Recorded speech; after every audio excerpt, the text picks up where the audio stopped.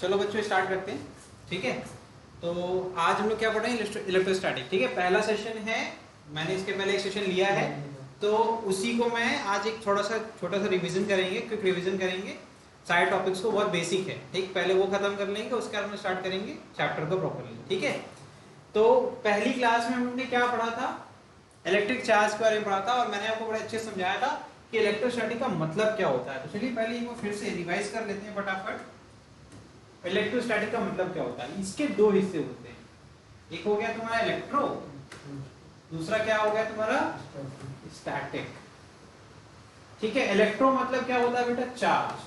क्या होता है, स्टैटिक मतलब एट रेस्ट, मतलब चार्ज एट रेस्ट, मतलब ऐसी ब्रांच ऑफ फिजिक्स जिसके अंदर हम लोग जब स्टडी करते हैं चार्ज के बारे में, तो हम लोग क्या देखते हैं, हम लोग ये पाते हैं कि हमेशा वो चार्ज क्या रहेगा, रेस्ट पे रहेगा। और जब वो रेस्ट पे रहेगा, उस रेस्ट पे रहने की वजह से उसके आसपास जो उसका इन्फ्लुएंस होगा, क्या बोला वर्ड मैंने, इन्फ्लुएंस, मतलब कि उसकी वजह से जो भी सराउंडिंग में इफेक्ट क्रिएट होगा उसे कहते हैं इलेक्ट्रोस्टैटिक इफेक्ट। ठीक, ये अलग अलग तरीके के होते हैं। अगर हम वहां बात करें किसी प्रकार का फोर्स लगा रहा है वो चार्ज, तो वो फोर्स कैसे लगेगा उसके बारे में जानेंगे हम लोग। या किसी और चीज पे किसी प्रकार का फोर्स लगा के उसको अपनी तरफ अट्रैक्ट कर रहा है, तो वो फोर्स कैसे लगेगा, ये सब हम लोग जानेंगे। ठीक है, ये हो गया एक एग्जांपल मैंने आपको दिया इफेक्ट का। अच्छा, अगर ये चार्ज रेस्ट पे है, तो हम लोग ने सीखा था, बचपन से फोर्स पढ़ते हुए आ रहे हैं, राइट। क्लास 9 में पढ़ा था, क्या पढ़ा था, पुश और पुल इज फोर्स, है ना, यही होता है। अच्छा, ये इंग्लिश का वर्ड है पुश और पुल, ठीक, लेकिन ये पुश का मतलब है कि एक कांटेक्ट हो रहा है, दो चीजों में कांटेक्ट होगा तभी तो पुश करेंगे। जैसे गेट को ओपन करना है तो क्या करोगे, पुश करोगे या पुल करोगे, लेकिन उसके लिए तुम्हें फिजिकली उसको टच करना पड़ेगा कि नहीं करना पड़ेगा।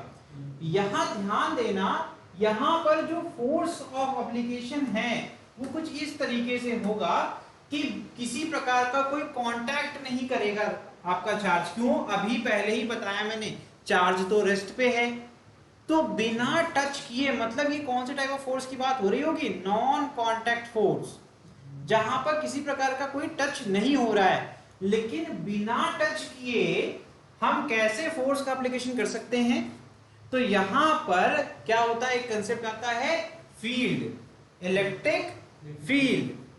ठीक है, तो चार्ज अपने चारों तरफ क्या करता है, एक तरीके की इमेजिनरी क्या करता है, फील्ड क्रिएट करता है, या कह सकते हैं एक सराउंडिंग क्रिएट करता है, जिसके अंदर अगर कोई भी अदर चार्ज होगा तो उसके ऊपर एक फोर्स ऑफ एप्लीकेशन होगा। और वो फोर्स ऑफ एप्लीकेशन कैसे होगा, इलेक्ट्रिक फील्ड इंटेंसिटी की वजह से होगा। मतलब अभी कुछ चीजें ऊपर जा रही होंगी, है ना, लेकिन अभी मैं क्या कर रहा हूं, आपको आइडिया दे रहा हूं कि चैप्टर के अंदर कैसे कैसे चीजों के बारे में हम लोग पढ़ेंगे। अभी जब टॉपिक्स आएंगे we will brief it again कि वो होता क्या है, कैसे काम करता है। ठीक है, गेटिंग इट। चलो, मतलब इतना मोटा मोटा समझ में आ गया सर कि यहां पर जो हम चार्ज है, चार्ज की बात करें अगर, तो चार्ज की वजह से किसी प्रकार का इफेक्ट हो रहा है। ठीक, अगर फटाफट रिवाइज कर लेते हैं, तो मैंने क्या सिखाया था, चार्ज होता क्या है, चार्ज एक प्रॉपर्टी होती है। क्या होती है, प्रॉपर्टी। हर एक इंडिविजुअल की कुछ प्रॉपर्टी होती है कि नहीं होती है। जैसे कहते हैं ना, कुछ लोगों का नेचर होता है गुस्सैल टाइप के होते हैं, कुछ लोग बहुत हंसमुख होते हैं किसी भी सिचुएशन में। कुछ लोग देखो डांट खा रहे हैं लेकिन मुस्कुरा रहे हैं। कुछ लोगों का टैलेंट अलग ही होता है, मतलब जब बहुत गुस्से वाली सिचुएशन या सीरियस सिचुएशन होगी तो वो हंसते रहेंगे, अलग ही उनकी मुस्कुराहट निकलती है। तो अब क्या है, ये अलग अलग नेचर मैंने आपको समझाने या अलग अलग प्रॉपर्टी समझाने की कोशिश करी। ठीक है, इसी प्रकार से चार्ज क्या होता है, एक प्रॉपर्टी होती है मैटर की, जिस प्रॉपर्टी की मदद से मैटर क्या करता है, दूसरे मैटर को अपनी तरफ अट्रैक्ट कर सकता है या फिर रिपेल कर सकता है। ठीक है, समझ में आ गया, एक बेसिक डेफिनेशन है, charge the property associated with matter. लेकिन समझ में एक और चीज यहां से आ रही है कि बिना मैटर के चार्ज का एग्जिस्टेंस होना एक क्वेश्चनेबल चीज है, मतलब ये हो ही नहीं सकता।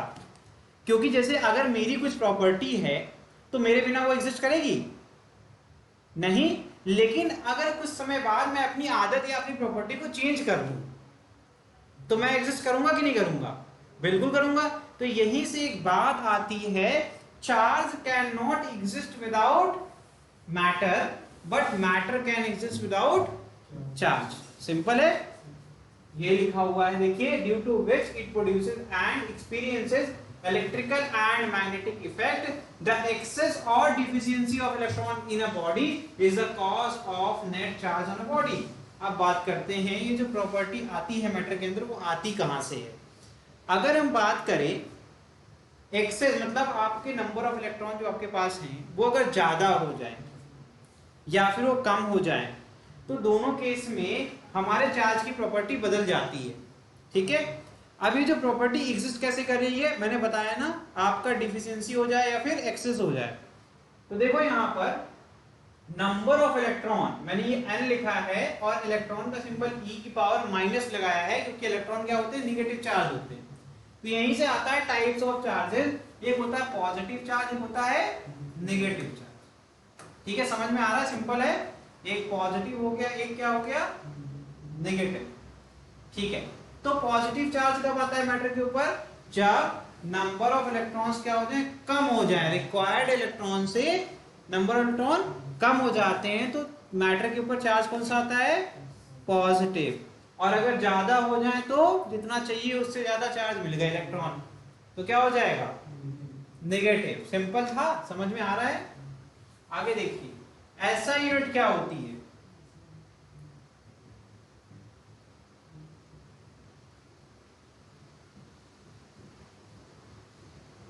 एक मिनट रुकिए।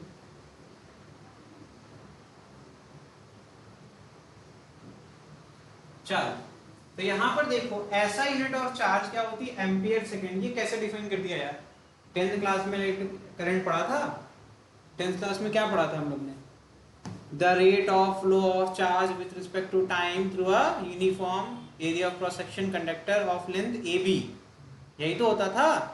तो इसका मतलब वहां पर एक फॉर्मूला सर आपने पढ़ाया था, मतलब आपने पढ़ा था पहले से ही, क्या पढ़ा था बॉस, वहां आपने ये पढ़ा था, क्या पढ़ा था, I इज इक्वल टू क्या होता है, Q अपॉन T। तो Q इज इक्वल टू क्या हो जाएगा, I इंटू T। I क्या होता है, एम्पियर होता है, एम्पियर होता है ना करंट का यूनिट, और टाइम का क्या होता है, सेकेंड।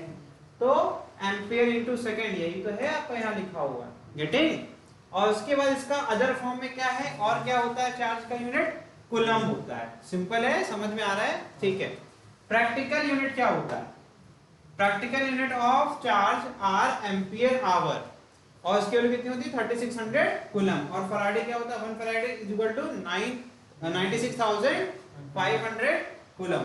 मिल्टन डिटरमाइन, मिल्टन साहब ने साइंटिस्ट हैं, उन्होंने डिटरमाइन किया था क्वांटम ऑफ चार्ज। एक क्वांटम ऑफ चार्ज उन्होंने क्या बताया था, is equal to charge on electron. और यहाँ पर उन्होंने ये बताया था कि एक एब्सोल्यूट कूलम आपका 10 कूलम के बराबर होता है, और एक फैराडे क्या होता है 96,500। और अमाउंट ऑफ चार्ज क्या है इलेक्ट्रॉन के पास कितना होता है, 1.6 इंटू 10 टू द पावर -19। समझ में आ रहा है, थ्योरी चल रही सारी की सारी, ठीक है। चलो यहाँ पर गलत डेटा दिया है इसलिए मैंने इसको नहीं बताया, ठीक है, इसको मैं करेक्ट करके आपको बता दूंगा, ठीक बच्चा। चलो आगे देखिए, नेक्स्ट कुछ प्रॉपर्टीज होती हैं उसके बारे में पढ़ लेते हैं। चलिए देखिए यहां पर पहली प्रॉपर्टी क्या है, चार्ज एक स्केलर क्वांटिटी होता है। स्केलर और वेक्टर पढ़ा था, कभी सुना था कभी आपने इसके पहले, 11th में पढ़ा होगा यार। स्केलर क्या होता है, ऐसी क्वांटिटी जिसमें हमें डायरेक्शन को रिप्रेजेंट करने की कोई जरूरत नहीं हो। और वेक्टर क्या होता है, ऐसी क्वांटिटी जिसको बिना डायरेक्शन के रिप्रेजेंट नहीं किया जा सकता, है ना, उसी को तो कहते हैं स्केलर और वेक्टर। ठीक है, स्केलर वेक्टर क्लियर हो रहा है। चलिए एक मिनट, चलिए तो हाँ, तो स्केलर क्वांटिटी के बारे में बता रहा था मैं। स्केलर मतलब क्या होता है, डायरेक्शन इंडिपेंडेंट हो गया। तो अच्छा एक चीज बताओ, अगर जब मैंने बोला कि चार्ज के बारे में बात कर रहा था तो क्या मुझे किसी डायरेक्शन की जरूरत पड़ी उसको डिफाइन करने में, नहीं, क्योंकि एक वैल्यू को रिप्रेजेंट करता है वो, है ना, सिर्फ मैग्नीट्यूड को रिप्रेजेंट करता है। इट रिप्रेजेंट एक्सेस और डिफिशिएंसी, बोला ना, जितने इलेक्ट्रॉन ज्यादा या कम। तो इलेक्ट्रॉन ज्यादा और कम के लिए कोई डायरेक्शन की जरूरत तो है नहीं, ऐसा बोलना पड़ेगा क्या कि 10 इलेक्ट्रॉन कम है ईस्ट में, ऐसा तो कोई मतलब ही नहीं है ना, वो तो मैटर के ऊपर है ना। तो मैटर की जब बात हो रही है तो उसमें तो ऐसा कहना भी बेवकूफी होगा। इसीलिए एक स्केलर क्वांटिटी होती है, चार्ज को ट्रांसफर किया जा सकता है क्योंकि इलेक्ट्रॉन्स क्या होते हैं भाई, मूवेबल होते हैं ना, वो एक जगह दूसरी जगह जा सकते हैं। तो इनको आप क्या कर सकते हैं, ट्रांसफर कर सकते हैं एक मैटर से दूसरे मैटर में, ठीक है। जैसे मैं अभी भी क्या कर रहा हूं, मैं एक प्रॉपर्टी ट्रांसफर कर रहा हूं आपके अंदर। जैसे आप नहीं पढ़ते थे तो आपको मैं पढ़ा के क्या कर रहा हूँ, एक नई प्रॉपर्टी आपके अंदर डाल रहा हूँ, ट्रांसफर कर रहा हूँ कुछ प्रॉपर्टी को। तो प्रॉपर्टी देखो ट्रांसफर की जा सकती है, ठीक है, क्लियर है। तो charge is transferable if a charge body is put in contact with another body, then charge can be transferred to another body. Charge is always associated with mass, जो कि मैंने पहले ही बता दिया कि चार्ज बिना मैटर के एग्जिस्ट नहीं कर सकता, ठीक है। यहां पर देखिए, so the presence of charge itself is convincing proof of existence of mass, ठीक है। तो अगर चार्ज एग्जिस्ट करता है तो आपका मास एग्जिस्ट करेगा। In charging the mass of body change होती है, जैसे जैसे हम चार्ज करते हैं बॉडी का मास बढ़ेगा या घटेगा, वो डिपेंड करता है कि कौन सा चार्ज वो होल्ड कर रहा है। क्योंकि अगर नंबर ऑफ इलेक्ट्रॉन इंक्रीज करेंगे तो क्या होगा, नेगेटिव चार्ज बढ़ेगा और इलेक्ट्रॉन्स का मास ऐड होगा, क्योंकि एक्सेस अमाउंट ऑफ चार्ज है तो मास आपका बढ़ेगा या घटेगा, बढ़ेगा, है ना, क्लियर हो रहा है। तो मास आपका क्या होगा, बढ़ जाएगा। When body is given positive charge, its mass क्या होता है, डिक्रीज करता है। क्यों, क्योंकि पॉजिटिव चार्ज कब आता है, it is a deficiency of charge, मतलब नंबर ऑफ इलेक्ट्रॉन्स आपके घट रहे हैं ना कि बढ़ रहे हैं। तो जब नंबर ऑफ इलेक्ट्रॉन कम हो जाएंगे तो मास भी तो घट जाएगा, गेटिंग। तो ये होता है रीजन। आगे देखिए, चार्ज क्या होता है, एक क्वांटाइज्ड क्वांटिटी है। यहाँ पर ध्यान दीजिएगा कि अगर हम टोटल चार्ज को n multiple of smallest charge में उसको डिस्ट्रीब्यूट कर दें तब भी बात सही होगी, क्योंकि जो स्मॉलेस्ट चार्ज यूनिवर्स में एग्जिस्ट करता है हमारे अकॉर्डिंग, ह्यूमंस के अकॉर्डिंग, वो क्या होता है, क्या होता है, इलेक्ट्रॉन, ठीक है। इलेक्ट्रॉन की जो चार्ज की वैल्यू होती है वो सबसे कम होती है, ठीक है। तो यहाँ पर टोटल चार्ज को हम n इंटू क्या लिख सकते हैं, E का मल्टीपल शो कर सकते हैं। E क्या रिप्रेजेंट कर रहा है, तो smallest possible value of charge है उसको रिप्रेजेंट कर रहा है। अब ये E पॉजिटिव होगा या निगेटिव होगा, उसके हिसाब से टोटल चार्ज आपका क्यों बनेगा। अगर निगेटिव है तो मतलब क्या हो गया, ये इलेक्ट्रॉन निगेटिव चार्ज हो गया ना, और अगर पॉजिटिव हो गया तो प्रोटॉन। लेकिन इलेक्ट्रॉन और प्रोटॉन की जो चार्ज की वैल्यू होती है वो तो बराबर होती है, 1.6 × 10⁻⁹। लेकिन वो प्लस में या निगेटिव में डिपेंड करता है कि प्रोटॉन की बात हो रही है या फिर इलेक्ट्रॉन की। इलेक्ट्रॉन क्या होता है, निगेटिव, और प्रोटॉन क्या होता है, पॉजिटिव। गेटिंग, समझ में तुमको आ रहा है, पूछूंगा मैं अभी थोड़ी देर। तो यहां से फॉर्मूला बनता है Q = NE। N क्या है, पॉजिटिव इंटीजर और नेगेटिव, ठीक है। The quantum of charge is the charge that an electron और प्रोटॉन कैरीज। कितनी होती है वैल्यू, 1.6 × 10⁻⁹, ठीक है, ओके।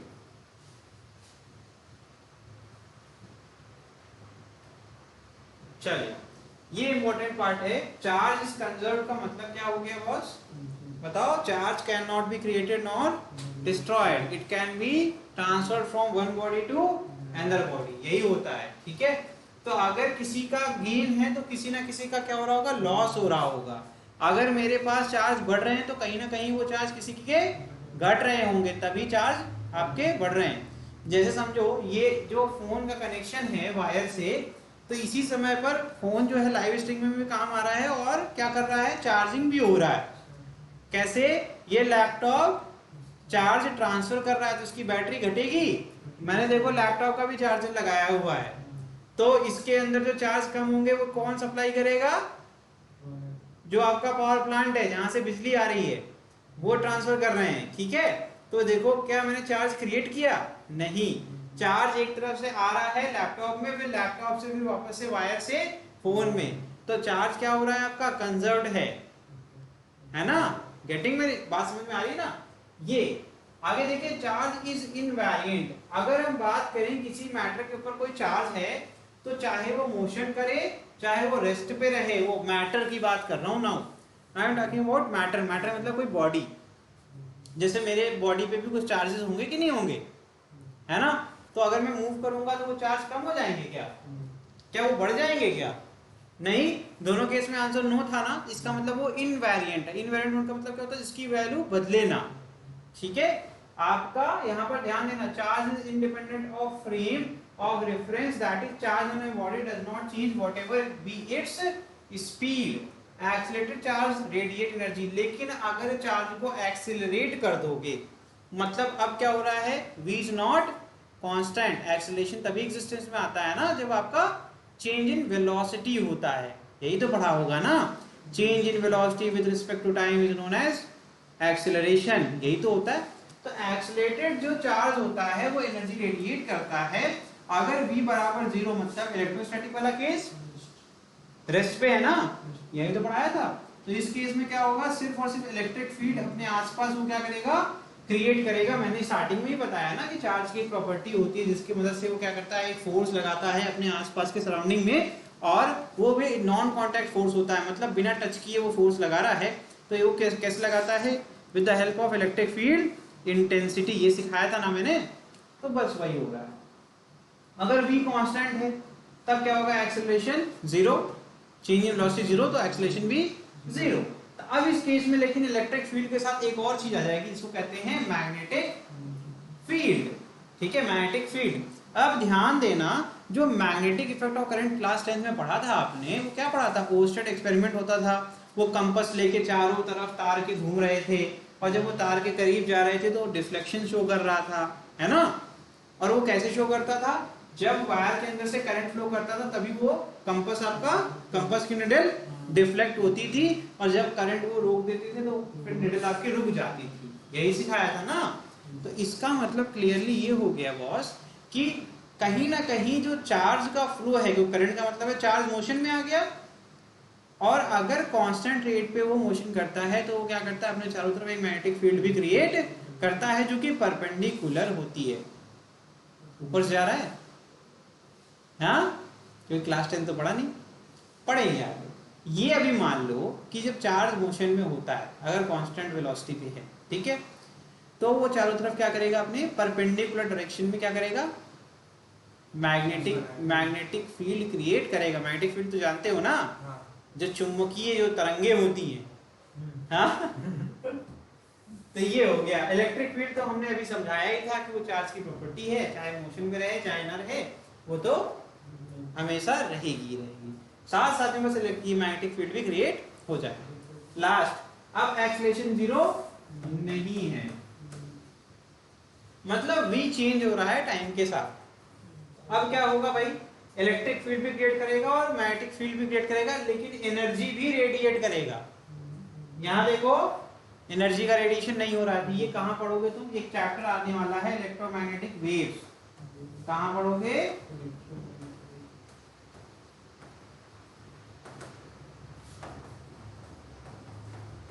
ठीक है, ठीक है, ये चैप्टर आपको अपनी किताब में मिलेगा जो मैं पढ़ाऊंगा, तब आपको ये सिखाऊंगा, ठीक है। अभी इंट्रोडक्टिव पार्ट है, इतना पैनिक होने की जरूरत नहीं है, ठीक है। एक प्रॉपर्टी होती है चार्ज की, अट्रैक्शन और रिपल्शन, ठीक है। अट्रैक्शन और रिपल्शन का मतलब क्या है, अट्रैक्शन मतलब किसी चीज को अपनी तरफ खींचना, और रिपल्शन मतलब ढकेलना, सिंपल सी बात है। तो यहीं से आप ये समझ लीजिए कि दो चार्ज जो कि सेम नेचर के होते हैं वो एक दूसरे को क्या करते हैं, ढकेलते हैं, है ना, रिपेल करते हैं। और जो अनलाइक चार्जेस होते हैं क्या करते हैं, दूसरे को अट्रैक्ट करते हैं। और कुछ इसमें डाउट है तो पूछ लो, समझ में सब कुछ आ रहा है। अब मैं थोड़ा स्लो कर देता हूँ, देख रहा हूँ थोड़ा थोड़ा चेहरे का रंग उतर रहा है, हैं? क्या है ना, बहुत बेसिक्स हैं तो इसलिए कोई बात नहीं, फिर भी पूछ सकते हो। कोई डाउट हम पूछें, हैं?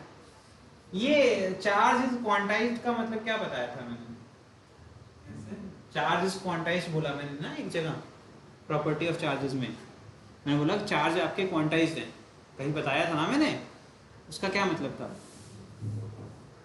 कोई फॉर्मूला बताया मैंने, Q इज इक्वल टू कुछ बोला मैंने, Q is equals to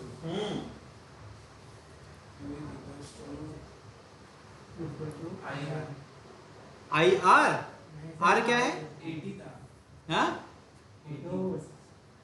80 क्या था, डायमेंशन था ना भाई साहब, क्या था 80, वो डायमेंशन था ना। ओहो, वाह वाह मेरे शेर। Q इज इक्वल टू क्या था, वो क्या सिखाया था मैंने, एनी का मतलब क्या था कि टोटल चार्ज को आप स्मॉलेस्ट चार्ज के मल्टीपल के फॉर्म में रिप्रेजेंट कर सकते थे यार, और क्या, क्योंकि स्मॉलेस्ट अगर मैंने 10 कूलम बोल दिया और आपके इलेक्ट्रॉन की चार्ज कितना होता है 1.6 इंटू 10 की पावर -19, मतलब बहुत वैल्यू कम ना। एक के बाद कितने जीरो होंगे 19 हो गए ना।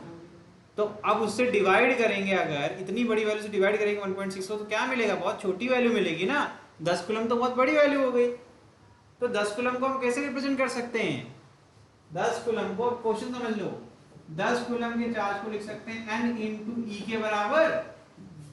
तो कितने इलेक्ट्रॉन या प्रोटॉन होंगे, अब ये प्लस है इसका मतलब प्रोटॉन है, अरे 10 कूलम पॉजिटिव है तो प्रोटॉन है। तो क्या करेंगे n is equal to 10 upon 1.6 into 10 की पावर -19। एल्कोहल निकाल सकते हो कि नहीं निकाल सकते हो, चेहरे तो ऐसे बना रखे हैं कि सर जी अरे कर ही दो यार, ऊपर लाएंगे तो 19 माइनस वाला प्लस में हो जाएगा कि नहीं। 1.6 को 16/10 लिख दूं, 10 ऊपर चला जाएगा। अरे रे रे क्या बात है, बड़े ही तेज बच्चे हैं। 19 प्लस 1 कितना हो जाएगा 20, 20 प्लस 1 क्या हो जाएगा 21। चलो हम 10 गुणे 10 की पावर 19 लिख देते हैं, ठीक है, बटे क्या आ जाएगा 16। 2 का पहाड़ा पड़े हो, पढ़ डालो जरा तो, 2 पचे 10, फिर 8 और ठीक। अभी एक और होगा, एक 10 को और बाहर निकाल लेते हैं, ठीक है। तो यहां से इधर आ रहा हूं मैं, फिर n इज इक्वल टू क्या आ जाएगा 25 गुणे 10 की पावर 18, और नीचे क्या आ गया 4, ठीक है। फिर एक और निकाल ले, ये कितना आ गया 125, 125 गुणे 5 गुणे 10 की पावर 17, 625 गुणे 10 की पावर 17। सही जा रहे हैं हम, कितना आसान था देखा, कैलकुलेटर की जरूरत पड़ेगी कि नहीं। तो यहां क्या जाएगा 625 गुणे 10 की पावर 17, ये आ गए नंबर ऑफ, इसमें कोई यूनिट नहीं होगी क्योंकि ये नंबर ऑफ प्रोटॉन को रिप्रेजेंट कर रहा है। समझ गए, इतने प्रोटॉन मिलाओगे तब जाके तुमको क्या मिलेगा 10 कूलम मिलेगा। क्या भाई समझ में आया, डेसिमल में करना है तो 6.25 इंटू 10 की पावर 19। कैसे किया मैंने, जितने नंबर के आगे मैंने डेसिमल लगाया उतने आपके क्या हो गए नीचे, ये 2 घट जाएंगे 15 हो जाएगा। तो मैं कर दूं डेसिमल लगाऊंगा तो किससे करूंगा 100 से डिवाइड भी, ऐसा कुछ कि मल्टीप्लाई। अरे या आज पहला दिन है ना, आज पहली बार ये खेल शुरू किया मैंने। अर्षित को तो पता है मैं हमेशा सही नहीं पढ़ाता, याद रखना, मैं बस चेक करता रहता हूँ कौन कितने सीरियसली पढ़ रहा है। यार इसमें तो मल्टीप्लाई होगा ना, पहले मैंने देखो क्या बोला 19 बोला फिर 15 बोला, मैं देख रहा था कि कितने क्लियर हो।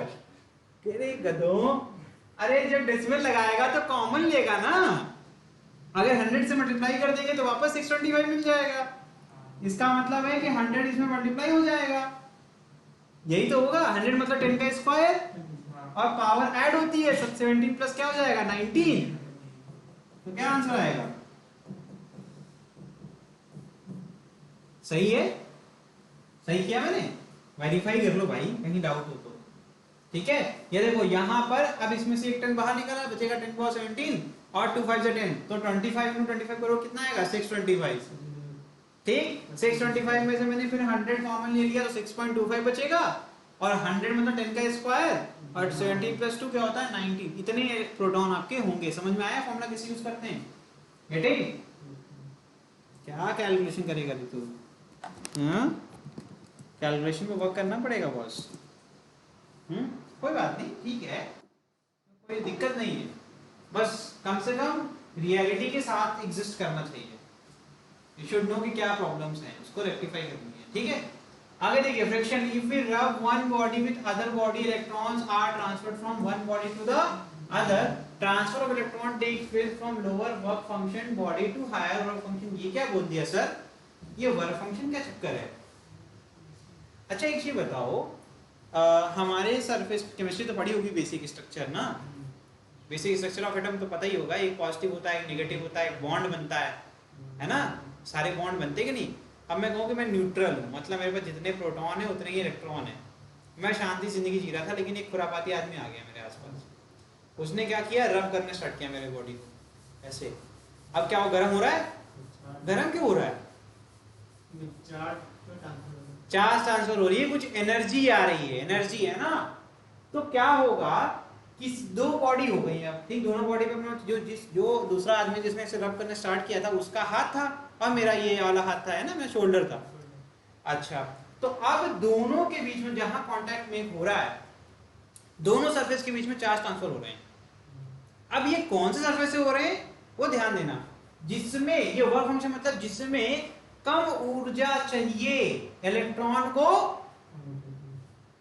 ब्रेक करने के लिए, आपके प्रोटॉन के साथ जो बॉन्ड बना था पॉजिटिव नेगेटिव का, उसको ब्रेक करने के लिए इसमें कम एनर्जी चाहिए थी, जिस सरफेस पे उसका चार्ज टूटता जाएगा और दूसरे वाले पे ट्रांसफर होता जाएगा। मेरी बात समझ रहे हो क्या कह रहा हूं मैं? बहुत बेसिक बात है। तो लोअर वर्क फंक्शन से हायर वर्क फंक्शन वाले, ठीक है, मेरे बॉडी मेरे शोल्डर के जो चार्ज थे बड़े ही स्ट्रॉन्ग बॉन्डेड थे, उनको लड़ाई लगवाओगे तो कोई फर्क नहीं पड़ेगा। लेकिन जब वो आया ऐसे रब करने लगा तो उल्टा इन लोग ने लड़ाई लगवा दी उनके घर में, और उनके घर से छोड़ के लोग मेरे शोल्डर पे आ गए। तो मतलब एनर्जी कहां लगी? एनर्जी इसमें कम लग रही थी, तो इनके बॉन्ड वीक थे तो इनके बॉन्ड टूट गए, इलेक्ट्रॉन फ्री थे, निकल गए, और इस पे स्ट्रॉन्ग बॉन्ड वाले थे तो वो गए नहीं कहीं। क्या समझे?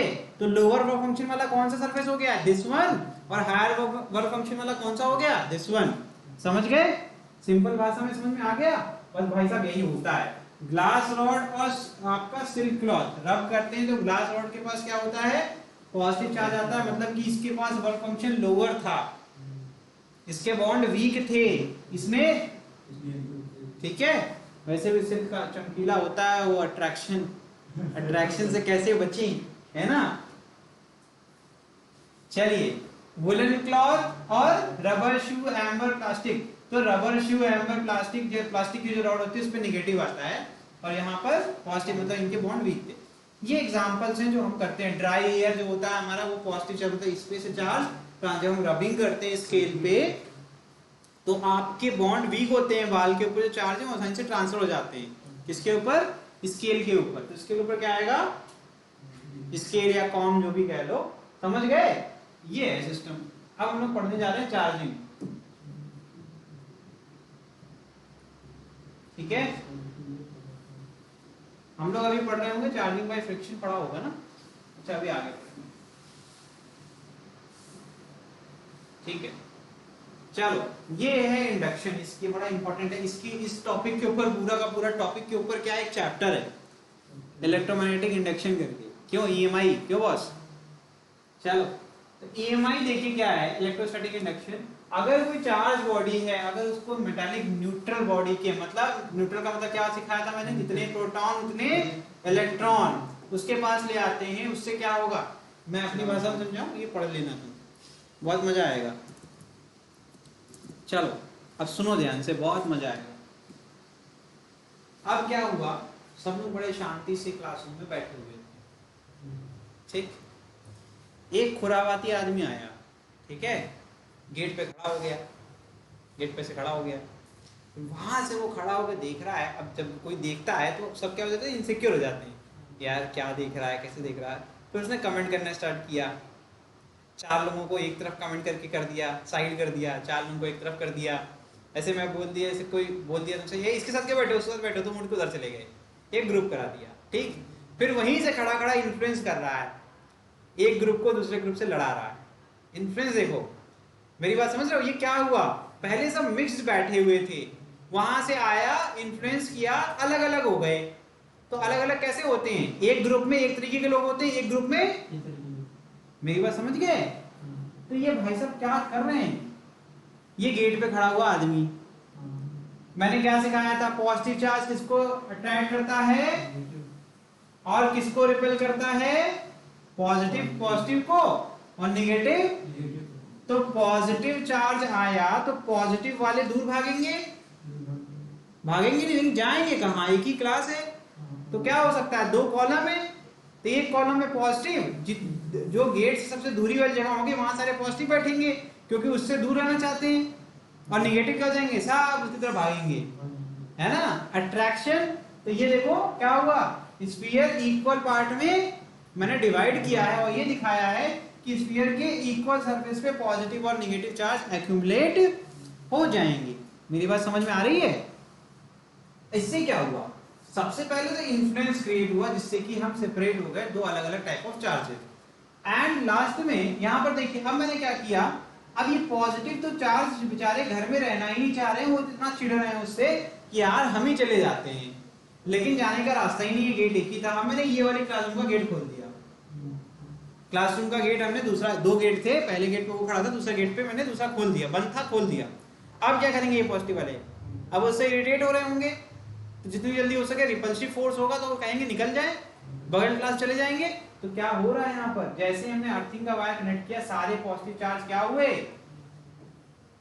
क्या हो गए, निकल गए, निकल गए तो बचेगा कौन सी, नेगेटिव चार्ज। अब पहले तो मैंने गेट बंद किया दूसरा वाला जो खोला था जिससे लोग निकल रहे थे, उसके बाद मैंने कहा वहां जो इन्फ्लुएंस कर रहा था उसको डांट दिया, चलो निकलो यहां से, जैसे ही हो गया अब बचा कौन क्लास में, सिर्फ नेगेटिव चार्ज। अब जो मेरी क्लासरूम थी वो स्टेबल रहेगी क्या, नहीं, फिर से एक जैसे लोग हो जाएंगे, तो एक जैसे लोग हो जाएंगे तो लड़ेंगे क्योंकि सब आइडेंटिकल है, सबको सेम चीज चाहिए। अगर पहला वाला बच्चा जो है उसमें से पहली सीट पे बैठ गया, दूसरा वाला कहेगा हम भी वहीं बैठेंगे, तीसरा कहेगा हम भी वहीं बैठेंगे, सब आइडेंटिकल है ना, चाइनीज माल है, ठीक है। तो इसका मतलब है कि अब क्या होगा, पूरे क्लासरूम में सब अलग अलग इक्वी डिस्टेंस पे बैठ जाएंगे, इक्वी डिस्टेंस मतलब बराबर दूरी पर बैठ जाएंगे क्योंकि बराबर ताकत है सबके पास। तो एक ने एक झापड़ मारा, दूसरे ने भी एक झापड़ मारा, अब अंत में सब थक गए कि भैया जब बराबर ताकत जितना वो मारेगा उतना हम भी मारेंगे, ना हम थकेंगे ना वो थकेगा, तो सब इक्वल डिस्टेंस पे क्या हो गए, बिना लड़ाई झगड़े के बैठ गए। जो बॉडी मेरी न्यूट्रल थी अब उस बॉडी पर कैसा चार्ज दिखने लगेगा, नेगेटिव। क्या मैंने किसी प्रकार का यहाँ कांटेक्ट मेक किया, क्या मैंने वहां से गेट से अंदर उसको आने दिया, नहीं, वो बिना कांटेक्ट मेक किए इन्फ्लुएंस करके सिर्फ चार्ज क्रिएट कर दे रहा है बॉडी पे। तो इसी प्रोसेस कहते हैं इलेक्ट्रोमैग्नेटिक इंडक्शन। ध्यान देना, charging of the body is without contact. जो नंबर ऑफ इलेक्ट्रॉन और प्रोटॉन होंगे किसके ऊपर, चार्ज बॉडी के ऊपर, वो चेंज नहीं होंगे। जो आपके न्यूट्रल बॉडी है उसमें एक टाइप का चार्ज सिर्फ एग्जिस्ट होगा, इसी प्रोसेस कहते हैं electromagnetic induction process of charging. समझ में आ गया?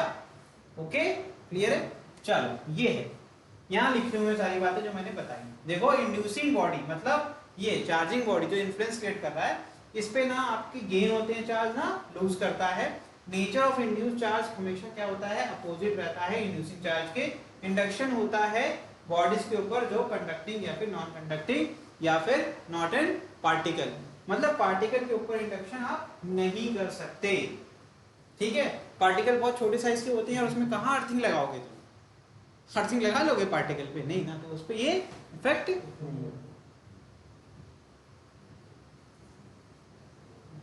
नेक्स्ट होता है कंडक्शन। ये तो रोज करते हैं हम लोग, चार्जर लगा रखा है ना फोन में, जो चार्जर लगाते हैं, मतलब conduction is the process of charging, जिसमें हमें क्या करना पड़ता है बेटा, कांटेक्ट मेक करना पड़ता है, जिससे क्या होता है एक चार्ज बॉडी दूसरे अनचार्ज बॉडी को टच करती है तभी चार्ज ट्रांसफर होता है, बिना टच किए चार्ज ट्रांसफर नहीं होगा। इसी प्रोसेस कहते हैं, क्या कहते हैं, कंडक्शन। समझ में आ रहा है? एक बात होती है, पॉजिटिव चार्ज हमेशा क्या होता है, फ्लो करता है हायर पोटेंशियल से लोअर पोटेंशियल की तरफ, ठीक है। अभी आगे हम लोग पढ़ेंगे, 10th में पढ़ाई होगा। कुछ इंपॉर्टेंट पॉइंट्स यहाँ पर हैं। Charges differ from mass in the following aspect. क्या कैसे कैसे होते हैं बताइए, पॉइंट्स पढ़िए जरा, बताइए मुझे क्या लिखा हुआ है। एसआई यूनिट क्या होती है चार्ज की, वो डिराइव्ड फिजिकल क्वांटिटी होती है। कैसे बनाते हैं हम लोग उसको, बताओ। फॉर्मूले से डिराइव करते हैं, जिसमें एक फंडामेंटल क्वांटिटी होती है टाइम, और एक क्या होता है, करंट। ये 11th क्लास वाली सेशन में तुम लोग को समझ में आएगा। अगर तुमको नहीं आ रहा है तो ये वाली बात तुम्हें समझ में आएगी 11th क्लास सेशन में, जब मैं फिजिकल वर्ल्ड आपको पढ़ाऊंगा। समझ में आ रहा है? तो डिराइव्ड क्वांटिटी क्या होती है, डिराइव्ड फिजिकल क्वांटिटी वो क्वांटिटी होती है जिसमें हम लोग फंडामेंटल क्वांटिटी का यूज करके एक नई क्वांटिटी बनाते हैं। समझ में आया? तो यहाँ पर जब हम चार्ज का फॉर्मूला लिखते हैं, Q इज इक्वल टू क्या होता है, I इंटू टी। आई क्या है, फंडामेंटल क्वांटिटी होती है, और टाइम क्या है, वो भी फंडामेंटल क्वांटिटी। तो यहाँ पर इस क्वांटिटी तो Q वाले फॉर्मूले क्या कहेंगे, एक डिराइव्ड क्वांटिटी कहेंगे, ठीक। मास क्या है, फंडामेंटल क्वांटिटी। चार्ज क्या होता है, हमेशा कंजर्व होता है, लेकिन मास नहीं होता। चार्ज को हम एग्जिस्ट नहीं कर सकते मास के बिना, बट मास एग्जिस्ट कर सकता है चार्ज के बिना, ये मैंने बता दिया था। Charge are of two type, positive और नेगेटिव, लेकिन मास सिर्फ एक टाइप का होता है जो कि हमेशा पॉजिटिव होता है। कभी बोला -10 किलो, नहीं ना। आगे देखिए, अरे moving charge body mass increases on uh, यहाँ पे ऑन है, ठीक है, on a moving charge body mass increases while charge remains constant, ठीक है। आगे देखिए, true test of electrification is repulsion and not attraction, as attraction can take place between a charge and uncharge body और between two similarly charge body. अरे यार, ये बात का मतलब क्या है ना, ये समझ लेते हैं एक बार, इस बात का मतलब क्या समझ लेते हैं। अनचार्ज बॉडी के मतलब अगर देखा जाए तो ग्रेविटेशन का लॉ पढ़ा था हम लोग ने 9th क्लास में। लॉ ऑफ ग्रेविटेशन क्या होता है, दो ऑब्जेक्ट जिसका मास क्या है, m1 है और m2 है, वो क्या करता है, एक दूसरे को खींचता है। क्या फॉर्मूला होता है बताओ, किसने बताया था, न्यूटन साहब ने बताया था। क्या बताया था उन्होंने, मास का जो मल्टीप्लिकेशन है अपॉन उनके बीच सेंटर से सेंटर के बीच जो दूरी होती है उसका स्क्वायर कर देंगे, तो आपको क्या मिल जाएगा, force of attraction between them. हाँ भाई, पता है कि नहीं ये बात, नहीं पता। बड़े भाई 11th तो पढ़ा होगा ना, उसमें नहीं पढ़ाया, हाँ वाह। Newton's law of gravitation, according to Newton's law of gravitation क्या होता है, अगर दो ऑब्जेक्ट है जिसका मास m1 है और m2 है, जिनके बीच का दूरी कितना है, अगर सेंटर, उनके सेंटर से सेंटर की दूरी कितनी है, अगर r है, तो उनके बीच में एक फोर्स ऑफ अट्रैक्शन होगा जिसकी वैल्यू कितनी होगी, F is equal to G m1 m2 upon r square, ठीक है, समझ में आया। तो ये फॉर्मूला दिया था न्यूटन साहब ने, लेकिन देखो यहाँ कहीं चार्ज की बात हुई क्या, अट्रैक्टिव फोर्स तो हो गया। तो यही वो कह रहे हैं, इलेक्ट्रिफिकेशन चेक करना है तो रिपल्सिव फोर्स चेक करो, ना कि अट्रैक्टिव, क्योंकि दो अनचार्ज बॉडी के ऊपर भी फोर्स ऑफ अट्रैक्शन हो सकता है। कैसे, न्यूटन्स लॉ ऑफ ग्रेविटेशन से, ठीक है। तो इसीलिए लेकिन याद रखना, कभी भी दो अनचार्ज बॉडी के बीच में रिपल्सिव फोर्स नहीं होता है। ग्रेविटेशन सिर्फ अट्रैक्टिव फोर्स है, रिपल्सिव फोर्स नहीं है ये, ठीक है, इसीलिए कह रहे हैं।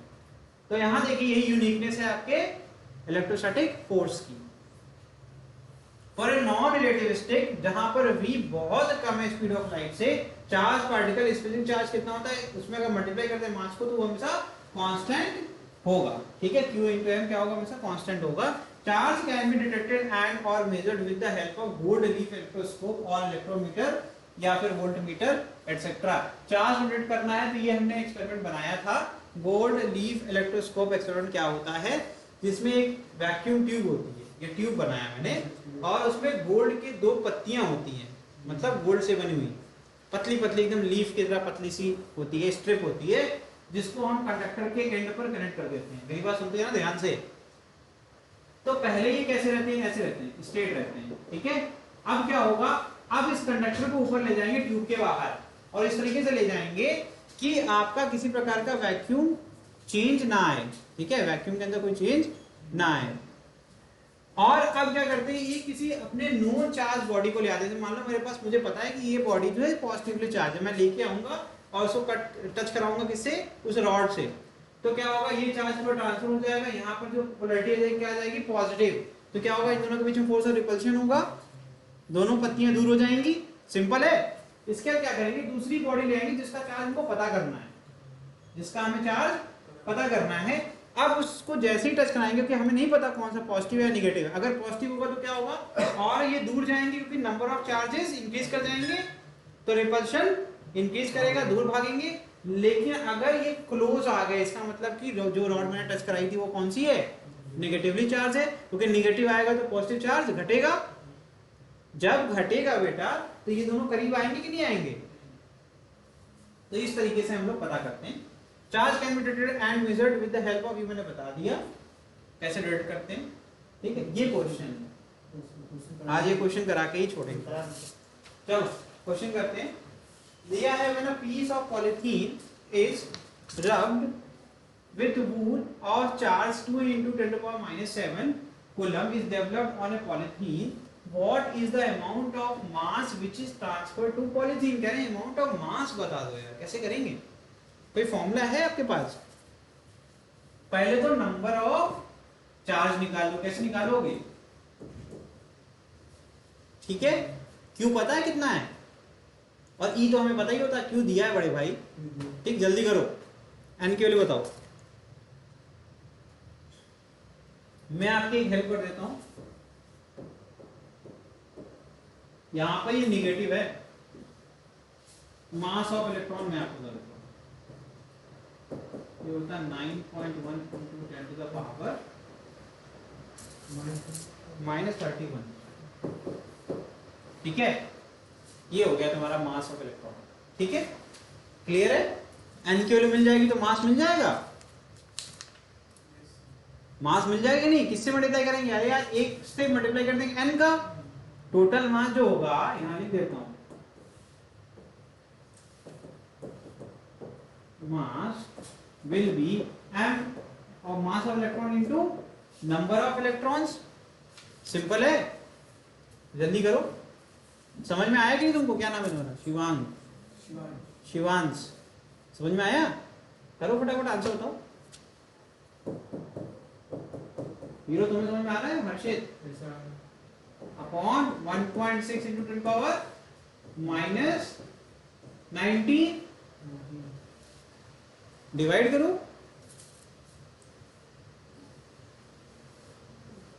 सात दो 9 होता है, ये कट जाएगा, 10 की पावर -7 कट जाएगा, यहाँ कितना बचेगा? -12।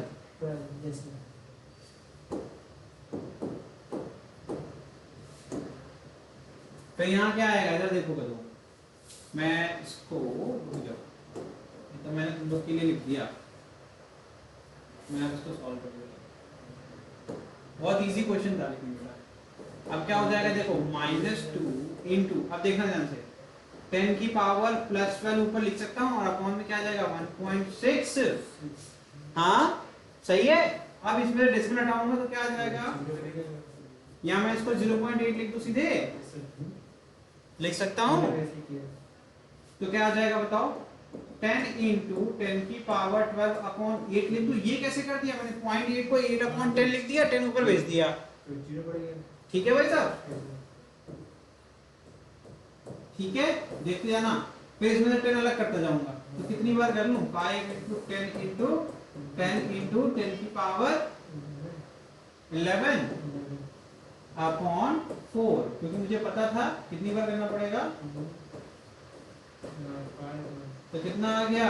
125 इंटू 10 की पावर 11। या फिर और क्या लिख सकते हैं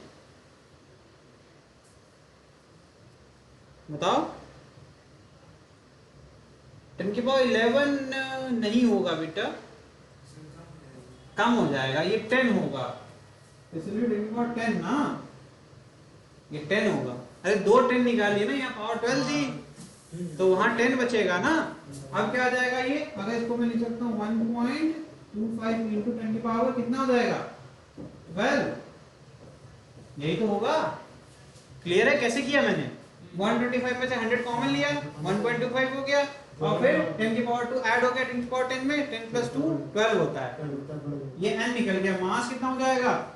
mass gain will be equal to n into mass of 1 electron, that is 1.25 into 10 की पावर,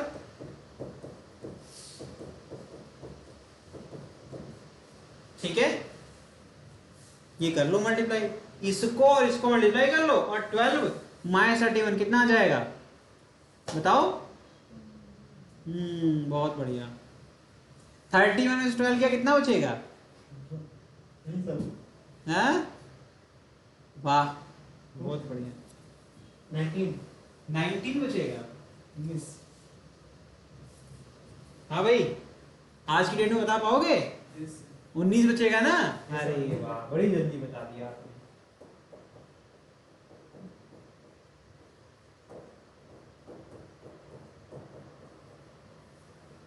ठीक, मल्टीप्लाई करके मुझे आंसर दो।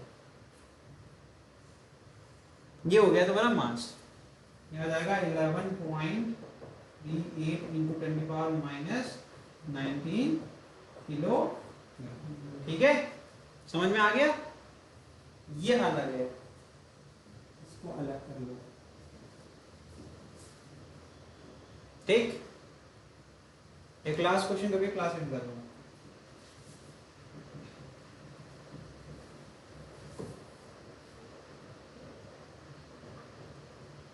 ये नोट कर रहे हो क्या? करो करो, जल्दी करो जल्दी करो, इतना आसान क्वेश्चन।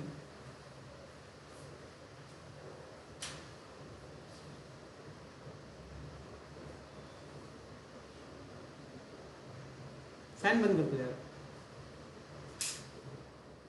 नॉइज बहुत। डन? छापना है कि समझना भी है? खुद से भी कुछ कर लो। यहाँ देखो, अल्फा पार्टिकल, एक अल्फा पार्टिकल में two times of charge in electron जो होता है उसके इक्विवेलेंट होता है। ये एक पॉजिटिव वैल्यू होगी, ठीक है? तो प्रोटॉन लिखो, ट्वाइस ऑफ प्रोटॉन, ठीक है? Twice of charge on proton. तो कह रहे हैं 10⁻12 अल्फा पार्टिकल 1 सेकेंड में गिर रहे हैं किसके ऊपर? एक न्यूट्रल स्फीयर के ऊपर। तो पहले तो एक न्यूट्रल स्फीयर बना ले भैया। वाह, क्या चित्र है? गजब है। सही है कि नहीं? अल्फा पार्टिकल बरस रहे हैं। कितने हैं 10⁻12 में? यही है ना? इतने इसके ऊपर गिर रहे हैं हर 1 सेकेंड में। तो अगर मैं बात करूं in time t second, charge क्या हो जाएगा बताओ?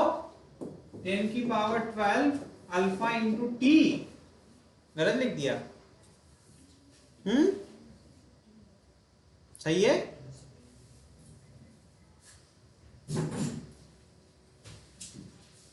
ये होगा, ठीक है?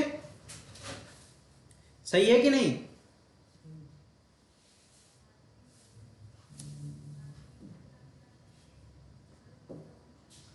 तो कितना आ जाएगा टोटल चार्ज? कितना आ जाएगा?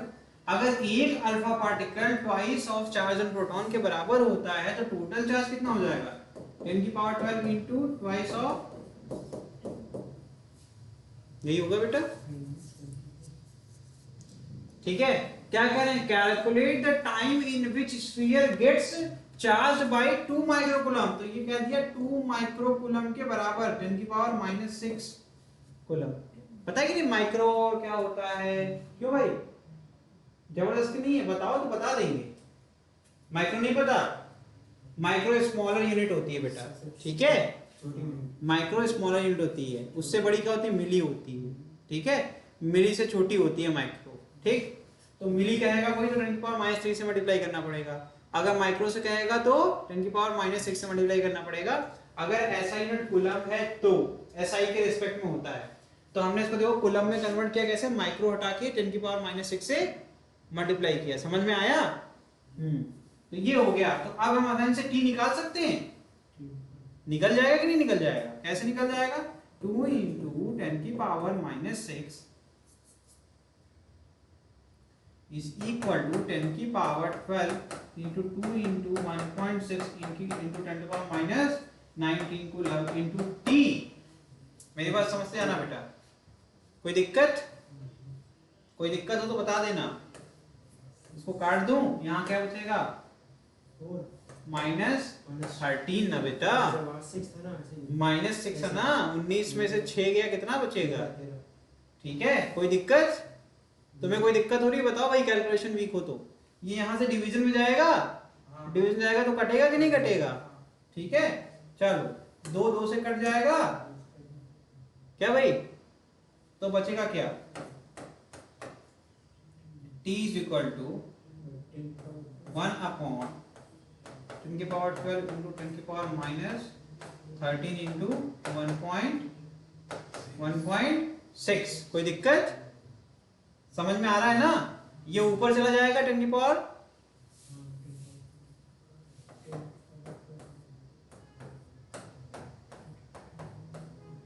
एक 10 बचेगा सिर्फ, ठीक। ये क्या आ जाएगा 10 इंटू 10 अपॉन 16, क्या बड़े भाई, ठीक है। अब कर लोगे कि अभी हम करें इसके आगे?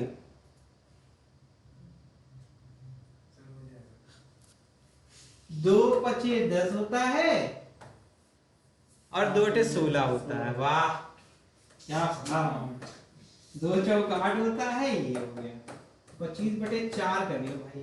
4 छक 24 होता है, दशमलव लगा के एक 0 पड़ेगा, 10 4 दूनी 8 होता है। अच्छा अच्छा, और फिर बचेगा रिमाइंडर 2, 2 के आगे दशमलव लगा था 0 पड़ जाएगा, और 4 बचे। अरे ये तो 6.25 सेकंड आ रहा है। शिट, इतना आसान कैसे हो सकता है? लाओ भाई हम करके दिखा दे रहे हैं, हमें लग रहा है अभी भी नहीं आ रहा है। अरे बाप रे, इससे अगर कोई मेरी बेइज्जती करते तो फिर तो मैं पढ़ने लगूं। अरे ये रिमाइंडर 0 हो गया। यस ठीक है, समझ में आ गया बॉस? ठीक है, समझ में आ रहा है ना? अच्छे से पढ़ लो, अगली क्लास में हम लोग इसके आगे पढ़ेंगे कूलम्स लॉ, ठीक है। नया टॉपिक रहेगा, यहीं से स्टार्ट करेंगे, ठीक है बॉस। चलो आज के लिए इतना ही है, हम लोग मिलेंगे अगली क्लास में।